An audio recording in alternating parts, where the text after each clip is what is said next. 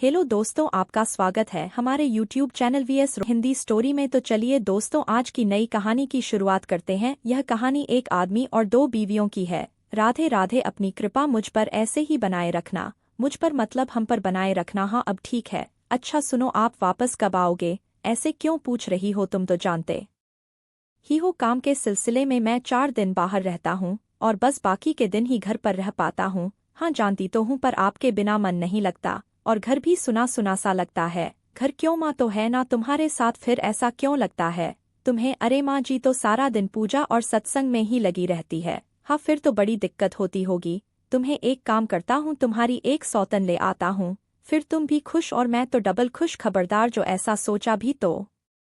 हाँ हाँ अच्छा सुनो, लेट हो रहा है, अब निकलता हूँ। तुम अपना और माँ का ख्याल रखना। आप भी अपना ख्याल रखना। इसके बाद गोविंद ने अपनी माँ के पैर छुए कर घर से निकल पड़ा। रास्ते में उसे जो भी मिलता वह सबसे हाथ जोड़कर नमस्ते करता। उसके इस व्यवहार की वजह से ही वह सबका प्यारा था। शहर के बड़े बुजुर्ग उसे बहुत प्यार करते थे और साथ ही उसका बहुत सम्मान भी करते हैं। लगभग 2 घंटे बाद गोविंद दूसरे शहर पहुंच चुका था। वहां पहुंचकर एक झोपड़ी बनी हुई थी। गोविंद उस झोपड़ी में गया और फिर है उसने अपने कपड़े बदल लिए और हाथ जोड़कर कृष्ण जी से क्षमा मांगने लगा। बोला, हे कृष्ण भगवान, मुझे आप क्षमा कर देना, अब मैं जा रहा हूँ। यह कहकर गोविंद झोपड़ी के पीछे की तरफ चला गया जहाँ उसे कोई नहीं जाता था।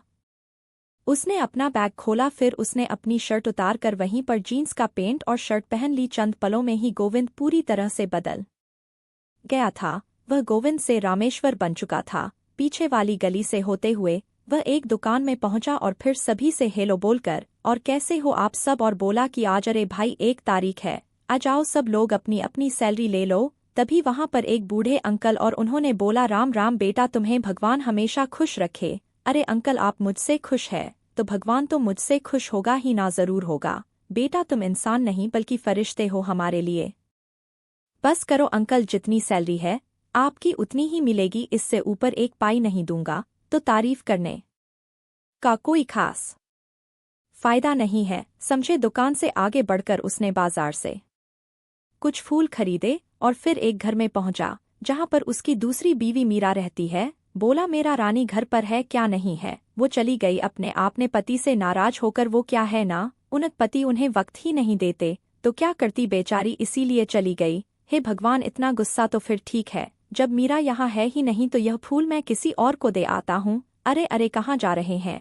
इधर लाइए, आप हर हफ्ते क्यों जाते हैं दूसरे शहर? यहाँ भी तो किरने की ढेर सारी दुकानें हैं, यहाँ पर यहाँ के सामान बेचने में वह बात नहीं जो दूसरे शहर में है। आने जाने में 3 दिन जरूर लग जाते हैं, लेकिन यहाँ सामान बड़ी पूछ है। अगर अच्छा सामान नहीं लाऊंगा तो अच्छे पैसे कैसे आएंगे, और अगर अच्छे पैसे नहीं आएंगे तो फिर अच्छे कपड़े कहाँ से पहनोगी? और जो अपनी दुकान में अंकल लोग काम करते हैं उनकी सैलरी तो निकालनी होती है ना हर महीने, और फिर तुम्हारे पिताजी बस करिए। मैं समझ गई, 2 अलग अलग जिंदगियां जीकर रामेश्वर सबको खुश रखने की कोशिश कर रहा था, पर उसे क्या मालूम था कि यह सब ज्यादा दिन नहीं चलने वाला था। एक दिन शहर जाते हुए रामेश्वर की बस को एक बेकाबू ट्रक ने टक्कर मार। इस हादसे में रामेश्वर बुरी तरह से घायल हो गया और फिर अस्पताल में। अब डॉक्टर साहब इसे बचा लो, इसका जिंदा रहना बहुत जरूरी है। देखिए, हम अभी तक कुछ नहीं कह सकते, बस आप ऊपर वाले से दुआ कीजिए कि इसकी सांसें चलती रहे। बस बहुत हो गया,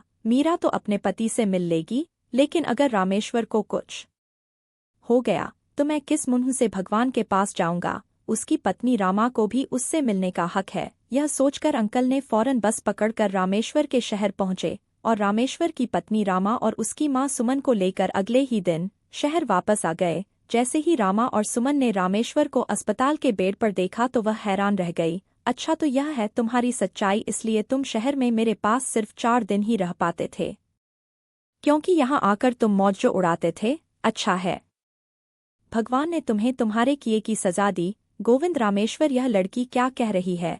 कौन? गोविंद, क्या कहा? राजीव, रामेश्वर, ओ तो इसने मेरे साथ साथ तुम्हें भी बेवकूफ बनाया है। सच तो यह है कि रामेश्वर नहीं बल्कि मेरा पति गोविंद है। हे भगवान, इतना बड़ा धोखा! ऐसा करते तुम्हें शर्म नहीं आई? भगवान तुम्हें कभी माफ नहीं करेगा। गोविंद कभी नहीं चाहता था कि उसका राज ऐसे खुले। वह कुछ बोल नहीं पा रहा था, बस उसकी आंखों से आंसू बह रहे थे। तभी अचानक देवेंद्र अंकल आगे बढ़े और भड़कते हुए बोले भगवान इसे माफ नहीं करेगा। अरे यह भगवान का नेक बंदा है और भगवान का सच्चा भक्त भी है। सच्चाई वो नहीं जो तुम समझ रही हो। यह किसी को धोखा नहीं देना चाहता था। मीरा, जिस लड़के से तुम्हारे अब्बू ने तुम्हारी शादी तय की थी वह था असली रामेश्वर, जिसने आखिरी वक्त पर तुमसे शादी करने से इनकार कर दिया। तुम्हारे पिताजी से पूरे 30 लाख का दहेज मांगा था। दोस्तों, इसके आगे कहानी आपको अगली वीडियो में मिलेगी। अगर आपको हमारी वीडियो अच्छी लगी तो आप हमें कमेंट बॉक्स में ज़रूर बताएं, और अगर आप हमारे चैनल पर नए हैं तो हमारे चैनल को सब्सक्राइब ज़रूर करें। Thank you. मिलते हैं आपसे अगली वीडियो में, तब तक के लिए धन्यवाद।